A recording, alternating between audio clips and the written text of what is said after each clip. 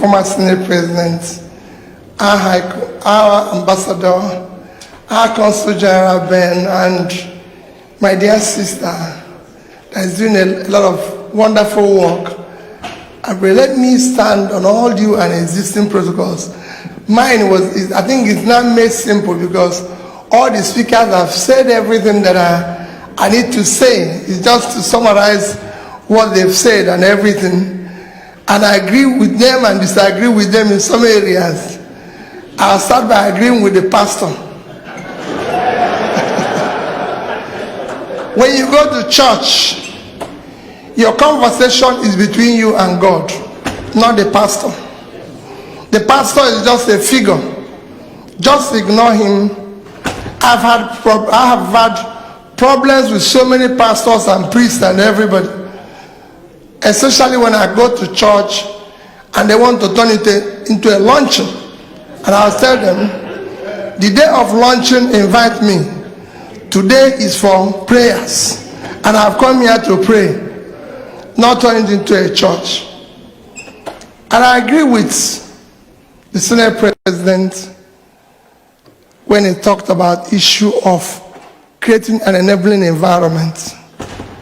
The conversation here is that, why do I want to participate in this? For me, this is not about bringing back or attracting foreign investors. I don't believe in foreign investors. I said any day I have opportunity, even when I was in office, every country, the first people you need to attract is the local investors. Once the local investors are making profit and doing well and things are booming, the foreign one will come. If they are conducive. So you are a local investor, you're not even foreign. It's your country. Other people have built their country. So the conversation will always revolve around our telling ourselves the truth. How do we build our country? How do we make it work? And you are a major part of this building. When the Senate President talks about building an enabling environment, he was being diplomatic because he didn't want to say it, that there's a problem already because there's a foundation. I spoke to my dear sister outside and I said to her, well, listen, and I'm very happy that people in government are here because it's wonderful. Ordinarily, that shows their commitment, and I must thank you, Ambassador, Consul General, our dear sister. Why am I thanking you? Usually what you get is that you go to a conference, the people in government stay for a few minutes and walk away. And you've been here since morning. That means you're serious and you want to, be able to convert something back home. For you that are here, and my own advice is that when you see government people here or people like me who are politicians, tell us what you want home. So we can go and implement it and you can come back. Because unless it is conducive, your investment won't work. As people were talking, I was speaking to people individually to know how they feel about what is being said, to know whether they will invest money. There's still some who are saying it with a sense of, Then I say, why don't you say what you want? Why don't you tell us what is happening? And the question is very simple. If people talk about foreign investment and foreign direct investment, you a key plank to, if you listen to presentation of Igadello, very good company, first class company. I like when they tell you that if you need a lawyer, they're very good, I can recommend them. But at the end of the day, it's for us to look at it, why are you not home? Why is the money not flowing home? The Chinese are doing it in their country. The Indians are doing it in their country. Every other person is doing it. Every country, Vietnamese, everywhere. Why are Nigerians not doing it? Because there's a problem. There's nothing wrong with Nigeria. It's a country that is so good. Lovely place, good weather, everything. The only thing that is wrong in Nigeria is people like me. The leadership is wrong. Period. And that's why we are not attracting the FDI we need. She has all the power to do what you want her to do. But let me tell you, she has a limited power. Those who will stop her are people like me, the politicians that I voted in. If she was in charge and seeing you, she would do it differently. Because he understands your power. You are more important to Nigeria, the diaspora, than any other thing. Our oil income is $18 billion. Non-oil income is $13.4 billion. You are giving us $26 billion. In fact, this year's budget of Nigeria is $30 billion, and you are bringing 26. So you can see that you can compare two of them. You can see there's nothing, so it's critical. And I agree when Senior President said to you, don't compare us with here. Your country have problems. Don't see it. Compare it with other countries of the world. You go to India, you go to China, you go to everywhere. That is what you need to compare us with. Don't compare us with America. Not because you're in America, you're in first world. Indians and Chinese and other people that went back and rebuilt their country did not compare themselves with here. If you compare us with here, you feel very bad because you say there's no road, there's no water, there's no this. Other people are fixing their place, so we can go back and fix it. But there's the other things that somebody just said to me, oh, what is happening? I said, no, don't compare us. Florida alone has a GDP of $820 billion. That's twice Nigerian GDP with a per capita of $43,000. A per capita in Nigeria is $1,980. So don't compare us with here. Let's compare us with the people we are supposed to be competing with. And those people are there, and it is possible to do it. But let us look at the foreign direct investment in the past 1 year in Nigeria had gone down. And we need to ask ourselves why. Nigeria used to be the leading foreign direct investment, but in 2018, we're surpassed by about 6 countries in Africa. And that is why. I just used 3 of them to show you, or even 4. Let me add Ghana, that is in West Africa. Egypt got $7.9 billion. South Africa, $5.3 billion. And Morocco, 3.6. These 3 countries, if you put their population,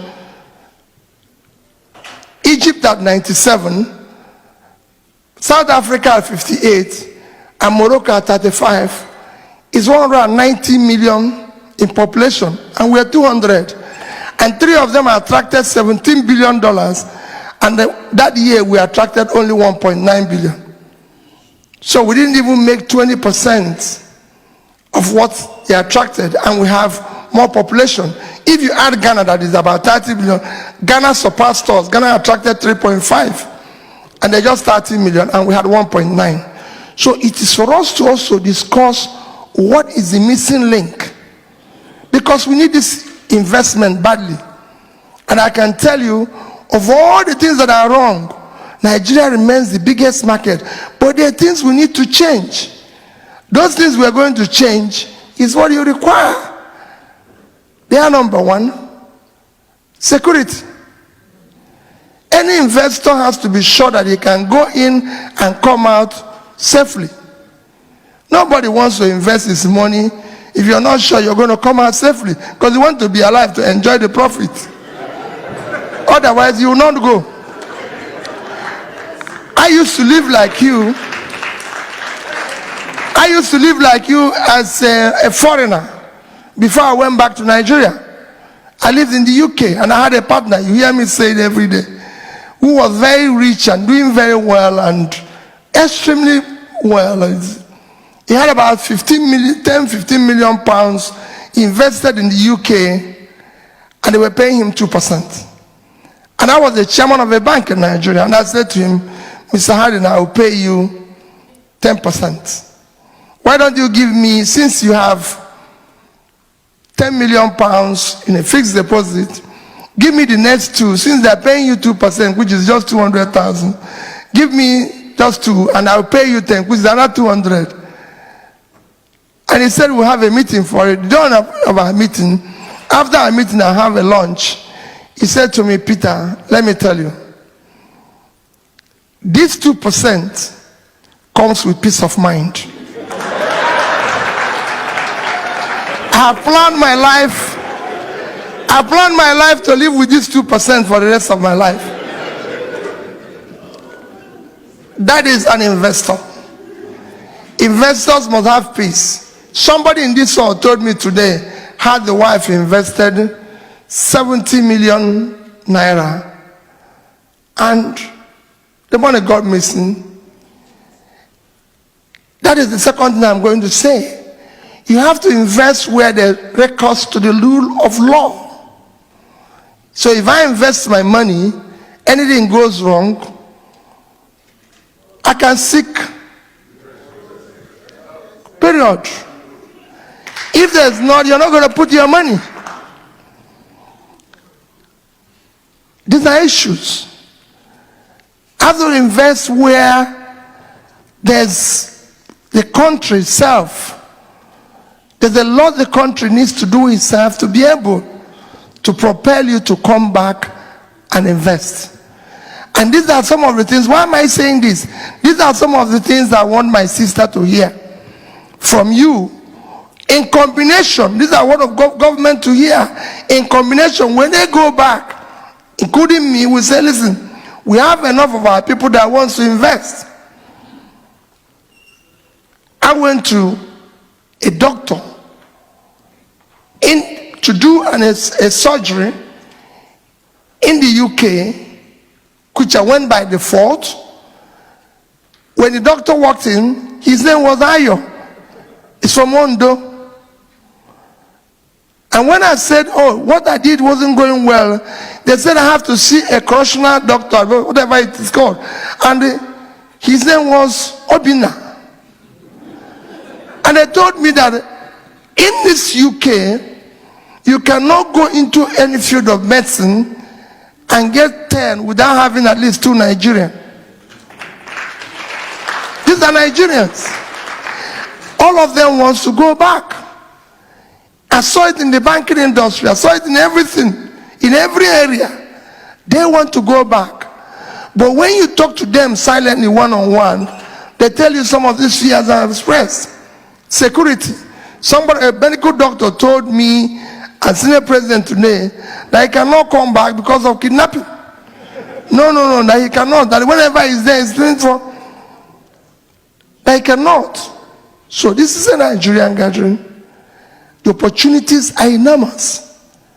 Because you can't talk about countries today. Countries today are not propelled by natural resources. All of you know that. It is by people. The more populated you are, that's your assets.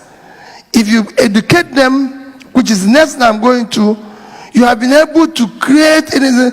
As the world is moving from you can call industrial here or baggage economy to knowledge economy, you can see that we have the population. But government need to do a lot. They need to invest in those people by ensuring that they're educated. Today, you have a crisis of having people who are not educated. There are even areas where you can go in and help and offer your services.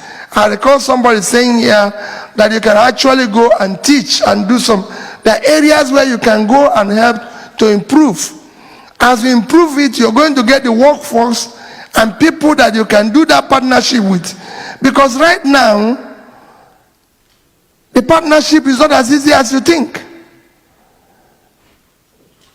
If you want to try that partnership, you go and see a trained dog and go and bring a dog in your village and put 2 of them together and you experience what that partnership will be. That's exactly what it is. We have people who are doing well. I am involved. I heard when somebody was talking about Fidelity Bank, and I thank you for advertising Fidelity Bank. I happen to be part of Fidelity Bank. I was the chairman of that institution. The banks and everything in Nigeria are doing well. But we need to do a lot of work in the country. You need to support, because you have ideas. What the Indians did.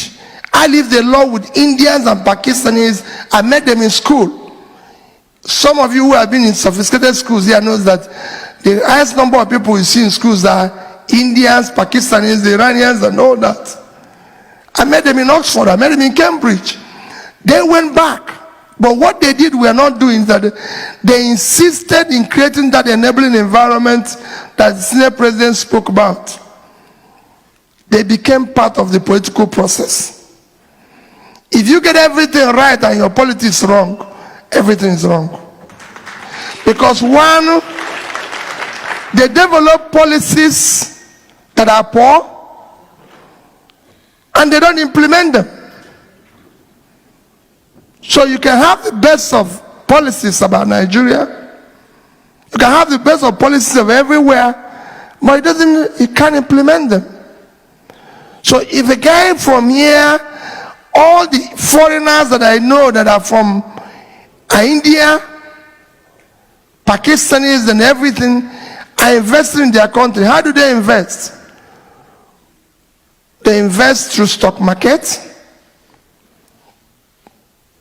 They invest through partnerships that you said. Those partnerships are structured. Today, because government is over-involving itself in Nigeria, your stock market is very shallow. The entire Nigerian stock market is valued for less than $40 billion. The second biggest economy in Africa is South Africa. The stock market is valued for $950 billion. Because government is still over-involving themselves in what they should not involve themselves with. You that wants to compare Nigeria and every other person, if you go to Tampa here, who owns the airport in Tampa? It's the local government. As big as Atlanta is, the biggest airport in the world is owned by Atlanta City. So it's the JFK, it's owned by New York City. So government is still not, these are things they were privatized and anybody can get involved. You create more opportunities. We're talking about power generation and everything. They need to open it up and get people to invest in it properly. All the countries that we're supposed to be compared with, and where your investment, where we need your critical investment, is in those areas. It's not actually coming to open up supermarket. No. Your investment, the investment that change, whether it's India, whether it's China, whether it's is in critical areas. Not in coming to form a partnership to build a shop with your uncle. We have enough people who can run shops. It is these critical areas that we want you to come and partner. Yes, not to come and start a corner shop. People who sell corner shops all over the place. We want you to come and invest in critical areas. I know somebody who is from China. I know somebody who is from India, who have stayed in England where they are and bought shares in companies in China, and is growing. I know somebody who bought shares when Alibaba was starting in China. He paid about $2 million. Today, the value of his shares is over $150 million. So he's there, he's investing there. Those who, which shares are you going to buy in Nigeria? Those who bought. And also, you need to open up the market, and government has not opened the place where it's private sector driven. And it's very easy to know. How is it happening? Today, the government debt in Nigeria is 28 how much? 28 trillion naira. The private debts, no, I'm just telling you to know that government is over. The private debt is 16. Whenever you see government debts higher than private debts, that means government is doing what the private sector will do. And government is not efficient. That's why we talk about corruption. If you push everything private sector is supposed to do like power, there's no reason why in the past 15 years we cannot generate more than 4,000 megawatts. It's because government is still involved in it. If it is here, who generates power here? It's a private company. People buy shares in it. Who manages the airport? It's a private company. If I look at Lagos, we've been talking about doing Lagos-Ibadan road since I came to Lagos over 29 years ago. If, very simple, I'm not saying this, very simple, that is where your money should have gone in. Because if it was a private company doing that road, they can do it within 5 years. And you invest in it. So you won't be looking for your money. It's very easy to invest in it. That is what you need to invest your money in. And because of it, you could see, I was in a meeting in the UK. I serve on the board of one of the advisory councils of a multinational in the UK. And I was in a board meeting just 2 days ago. And I see a Ghanaian talking with all sense of come to Ghana and everything. And when he finished, I had to tell him that, well, listen, Ghana is only a route to Nigeria. But I could see what he's talking. It was very clear. Because if you look at what Ghana is doing, in 2015, just compared with us, Ghana GDP is just $37 billion. And their per capita is 1,350. In 2019, Ghana GDP is 64 billion and per capita is 2,200. In our own in 2015, it was 480 and our per capita was 2,500. Today is 397, our per capita at 1,920. So it's gone the other way around. So Ghana can now tell you, oh, well, wait a minute. So what we need to do, you have a lot of, I see people here talking about ICT and everything. In this time, all we need to do is to, as we look and talk about the investment into Nigeria, I continue to tell you, it's the biggest market. The opportunities there are phenomenal, not small. But to unlock it, you need to also unlock the roadblocks. You need to make sure the roadblocks, we need to have the political class. You know, when we talk about leadership in Nigeria, people think it's just the president or governor or this. The political class don't understand, needs to be unlocked. Today we have a situation where the political class don't even know we're in Formula One competition. Nobody's waiting for us. We need to open up the place. We need to look at what are the other people doing. When we were to this thing, we have 98 million people that are living under poverty. And it's growing. And these are people that if we do the right investment, we put them out of poverty. The more they come out of poverty, the more aggressive, the more prosperous the country is going. But to put them out of poverty is your investment. It is our investment, but we need to unlock where do we invest this money? Where is it going to go in? And it's very easy, it's not rocket science. In the year 2000, China had 500 million people, over 500 million people living under poverty.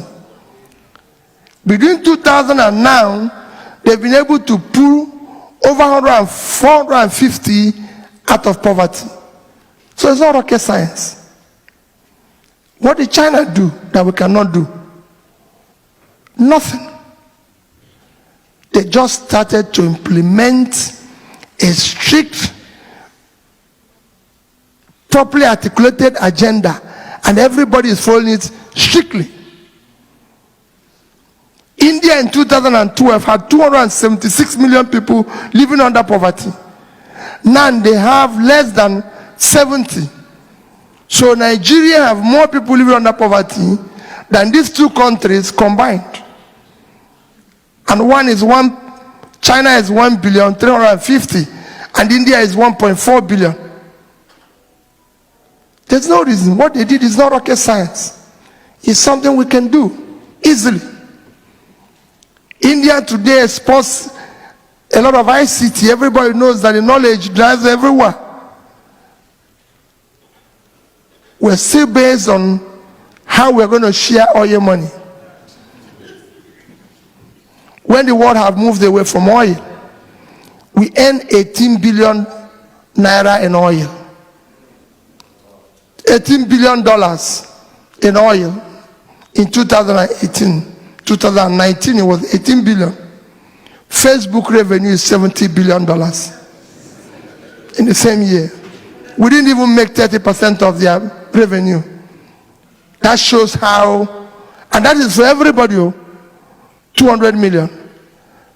It is not up to a quarter of Facebook's revenue. So we need to change it. And how are we going to change it? Is you. You are going to come in to help to show a new direction for people to understand that today government have not enough revenue to do what they are supposed to do. And government is every day complaining, no revenue, no revenue, no revenue. The tax to GDP, they will tell you is low.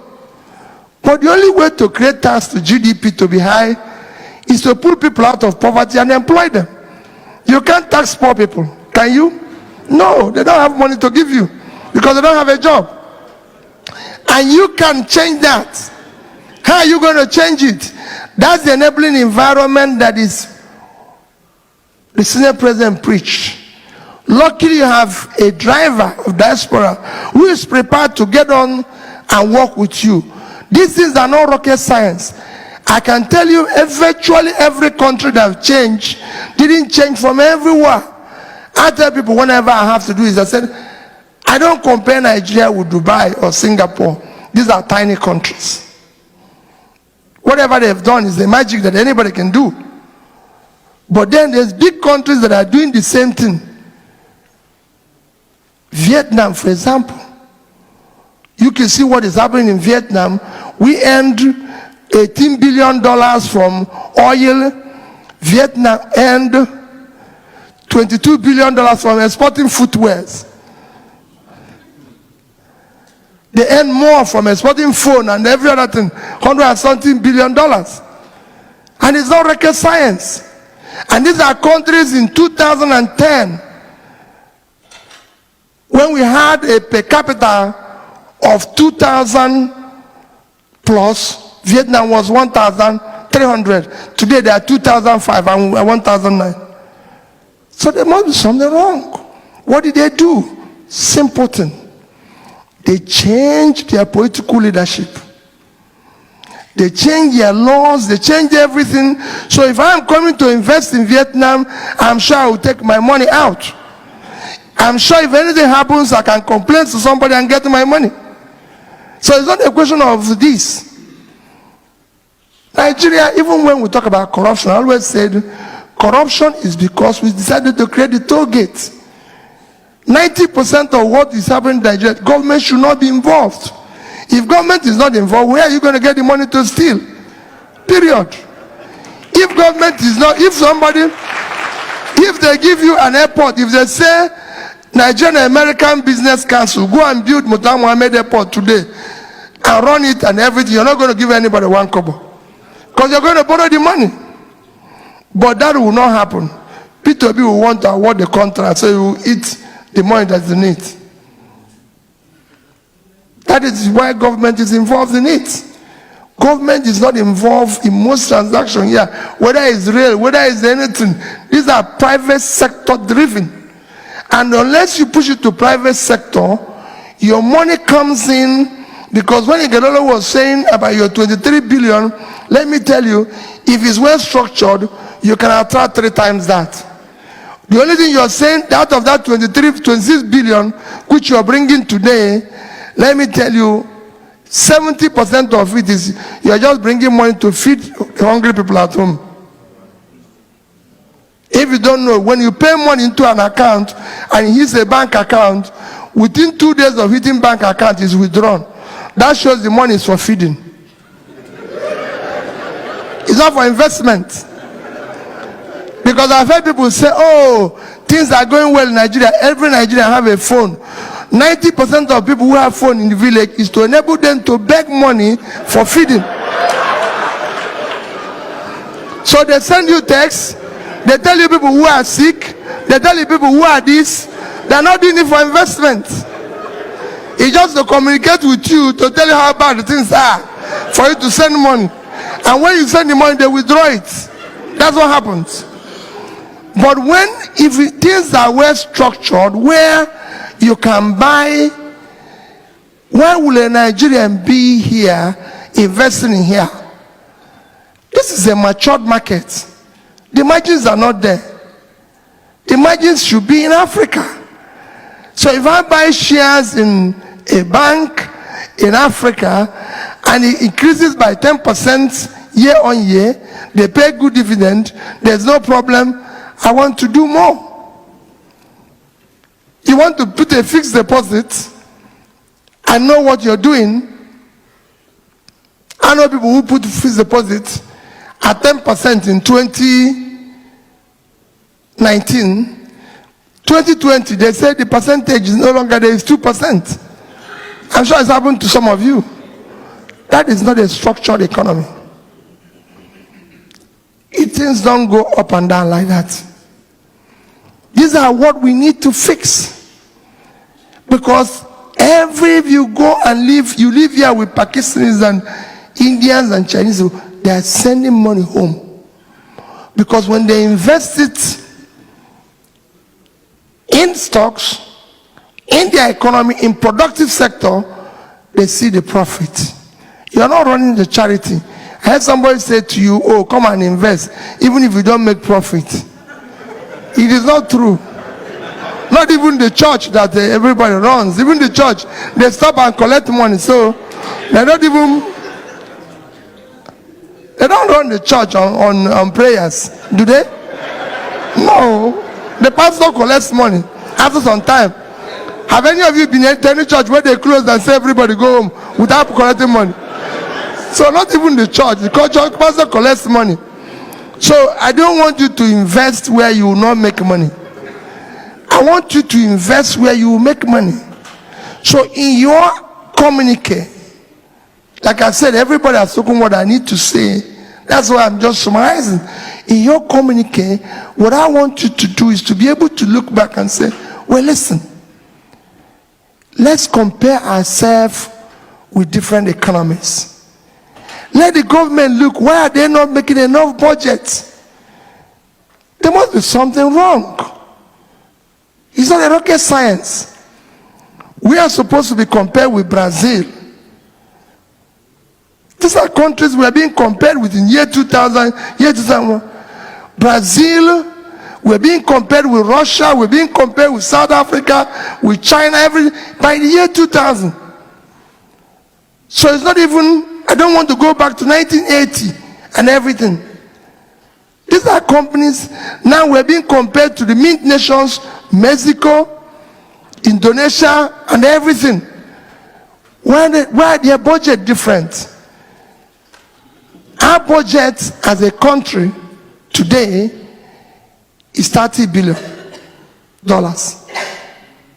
$30 billion. Out of which we're going to finance use about a third of it to service debt. So our effective budget is $20 billion. For a country of 200 million people? No. Brazil, with 210 million people, last year, their budget is $800 billion. 210 million, and there are 200, we are budgeting 20. Even the budget of Florida here is 70 billion. And Florida is 21.2 million. So we have a crisis. And why is that crisis possible? Because government is involving itself in what is not supposed to involve itself into. You need to open it up. And why is government holding back to those things? That is corruption. Because they want to be involved in what is the minister or commissioner wants to run around the airport, controlling who goes in and out of the airport. It's not his business. He should be a regulator and stay in his office and let those who know how to run an airport run an airport. The same thing goes with power. There's companies all over the world that want to generate power. There's regulations. We have medical doctors that are doing very well, who are prepared to come back and build first-class hospital. But you have to also put laws in place. Why will Peter Obi, as governor of Anambra State, use Anambra State money to go and cure himself in London? It shouldn't be. Then first and foremost, we have to have a law that he has to start curing himself from Anambra State until doctors there recommend that he goes overseas. But this one, he goes on his own without any recommendation locally. You cannot remove a secretary from India to come to America here without first curing himself at the point of death in India. It doesn't happen anywhere. Just like borrowing. I can borrow any amount of money. If you borrow money in Singapore, it's written law. It must be for investment that will pay itself back. So if we have all those things, where we're talking about government officials, there's a regulation, there's a law. In India, you cannot be a secretary. Secretary is the equivalent of a governor and buy a foreign car. No. You must use car that is made in India. I was there, was a governor, to meet the man who is in charge of the state that controls Bombay. He was using Tata. As governor, I can buy anything I want. That is why we are debating whether we're using us or not. No. Local patronage for companies that are there doing well. Somebody asked me about Enos not being here. Leo asked me, I said, Enos, he don't really credit Enos to go to conferences. He's an amazing man. Here is somebody who started by assembling bicycle, from assembling bicycle to assembling motorcycle, and then assembling vehicle. He didn't have the privilege of, I see you talking about University of Ifa, University of Nigeria, and this is, Enos never had the privilege of going to any secondary school. But when you talk with him, you could see the ingenuity that is in somebody who is doing this. But what I suppose they're getting. Finally, is the issue of government supporting small businesses in Nigeria. Small businesses drive the engine of any economy. Today we have two people commented it here, that your investment will drive unemployment, help to deal with the issue of unemployment. In Nigeria, we have 22 million young people in their productive age doing nothing. And that is part of, it's concomitant with what you're seeing, whether it's insecurity and everything. How was other countries able to solve them? By supporting small businesses. In America, as big as it is, small businesses say control at least 50% of your GDP. And how do they fund it? Small businesses are giving grants. I was in the UK, I had a small business. Without knowing where I came from, they gave me grant. They didn't know where I came from, they gave me grant. Government supported me. I walked into the bank even gave me loan. After government have given me free grant to support me. That's what we need to do. Small businesses propel businesses everywhere. If you go to Indonesia, go to Brazil, go to everywhere, they control 90% of the business. In China alone, small businesses control 92% of the companies, 65% of the industrial output and export is from small businesses. And they create about 60% of the employment. 80 million people are employed in China. And they provide 480. That is twice Nigerian population. So it's not a rocket science. We can do the same thing at home. But it needs government to support them. All the policies you have, whether it's double taxation, whether it's local government chairman want to stop everything, are aimed at impoverishing the small businesses. These are things we need to open up. And why is it happening? Because government is still being run and controlling everything. You need government to free up the space. So if I have a business of road construction, which has nothing to do with government because they have been concession to me, people pay toll everywhere in the world. There's nothing wrong in paying toll. Tolls are paid everywhere in Indonesia, Malaysia, Singapore, and China. Even in Dubai, there are people give reference. Every 90% of the roads that are in Dubai is tolled. The only thing is because they don't have toll gates. They now have, with the sophistication of ICT now, you can now toll a road without people knowing it's tolled because you're being taxed as you pass through them. So you don't need to put a gate in. No, everybody wants to pay toll and drive on a good road. People want to see light and pay the bill. The reason why is that if people don't want to pay the big bill in Nigeria, they've not seen the light. They want to see the light first and they pay for it. If you give people good services, they'll pay for it. So these are things that if government is not involved, small businesses will know that if they supply equipment or chippings to somebody who has been given contract to do roads, they will be paid. Because right now, you supply something to government, payment becomes a problem. So many businesses have collapsed. People have died. I know so many people who have had that because government did not pay them. So I can tell you that focus on being part of Nigeria. That's where you're going to make the real money. That's where you're going to build your families. The monies you're going to make there will help you to do whatever you want to do. But you also have to focus on being part of building that enabling environment. That enabling environment is that the right people needs to be involved. If Abike is one doing the right thing, we cannot support her to go for that and go into government and do what he's doing from outside. Because if he stays outside and have somebody like B2B who doesn't know what is happening to be controlling what he's doing, he will never work. He can tell you all the nice things that come back, I'll clear everything for you. But when it comes to collecting your money, she won't be the one going to collect the money. And you have somebody in office who gives you all sorts of conditions. Because those toll gates are deliberately created to do what? To create corruption. So when people say corruption, I've been in government. It's a very easy thing. I always use what happens in education to give people an example. You have UBEC as the center. You have UBEC in state. You have UBEC in local government. These are toll gates. In Ghana, Uganda, and everything, money moves straight from federal government to the school.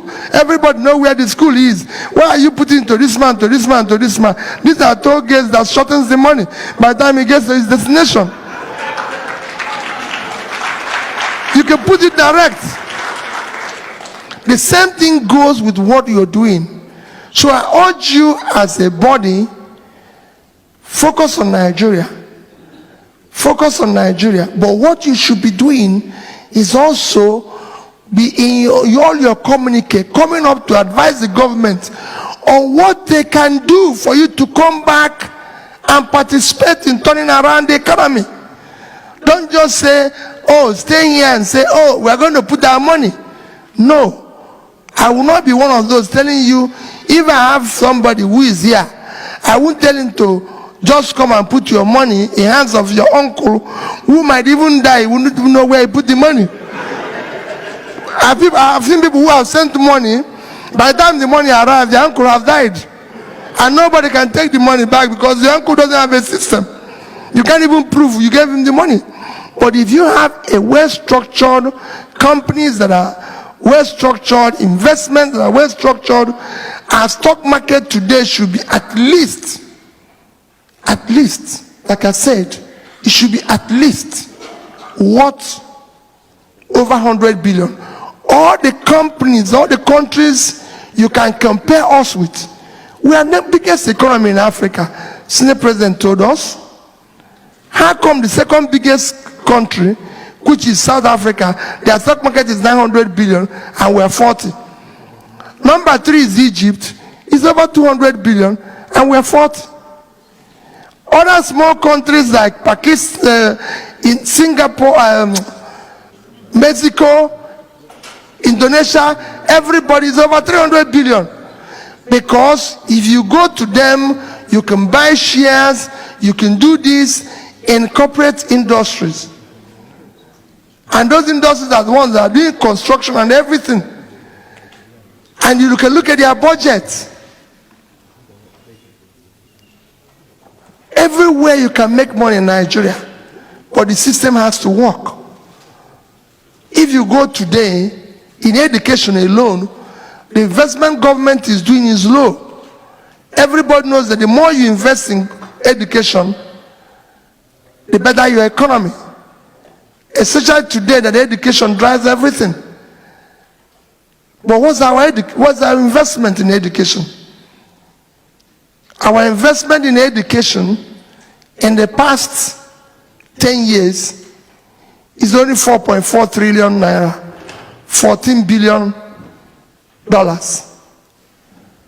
In health is 2.7 trillion, about $9 billion. Two of them combined is how much? It's just about 23 billion. Which you put it in any other country. We always compare ourselves with South Africa. South Africa in 1 year spent more than we spend in 10 years in education. $17 billion. And we spent 14 in 10 years. And we are 200 million, they are 58. So we need, but why is that? Because most of the education facilities is driven by private sector. If you want to go to university in South Africa, half of the schools are run the way schools are run here. In Nigeria, government is holding to everything. Every professor must be paid by government. How many professors here? Is there 2 professors that earn 1 salary in America? No, if you're teaching in Harvard, you earn more than somebody who is in A&M University. Because the system has been created. And that is what we need. Somebody talking about system and processes here. Those system and processes needs to come back. If we do it rightly, because Nigeria have a lot of energy, go to universities here, you'll be shocked how many Nigerians are professors. We need to go back. That's what happened in China. The professors went back to school to teach in their place. That's what happened in India. The professors went back. The professors here needs to go back. They need to come back and teach in Nigeria. But we need to create schools and avenues and places where they will come back to. It's not just for you to come and invest and stay here. You want to come back and run those companies. We want you to come back and run it. Companies that are being run in China are being run by people who returned. Not just to be here and give it to your uncle. Your uncle doesn't have the knowledge you have. Your sister doesn't have the knowledge you have. So you need to come back and run that business. And you can't come back unless an enabling environment is created there. And that is what you need to do. If you come back and things are done properly, you could see that country grow. Our GDP today, to tell you how it is low. Like I said, compared with our peers, our budget is low. Imagine today, If GDP of Nigeria becomes 800 billion and our per capita is 4,000, everybody, all these things you see will disappear. Is it possible? With effortless ease. It's been done in different countries. I can show you country after country. If Vietnam can double their own in 5 years, we can do the same thing. If China can do it, we can do it. If India can do it, India just said, look at what China is doing. We can no longer stay and watch them. And India is now focused at, within the past 3 years, you need to see how phenomenal it has been in India. Look at their GDP growth. Look at they've been running at over 6%. And look at their per capita growth. Look at everything they've been able to do. So my dear people, let us collectively resolve that we will be part of creating enabling environments, be part of bringing that change by supporting these people that are in government that are going to help us to do what? To make sure that the right drivers of this competition we are in, you know, in Formula One, you have your own team of drivers. So we need to change, make sure that we have the correct team of drivers. Otherwise, it will be like somebody living in Lagos, having a Molue drivers driving Formula One vehicle. I don't need to tell you where it's going to end. Thank you and God bless you.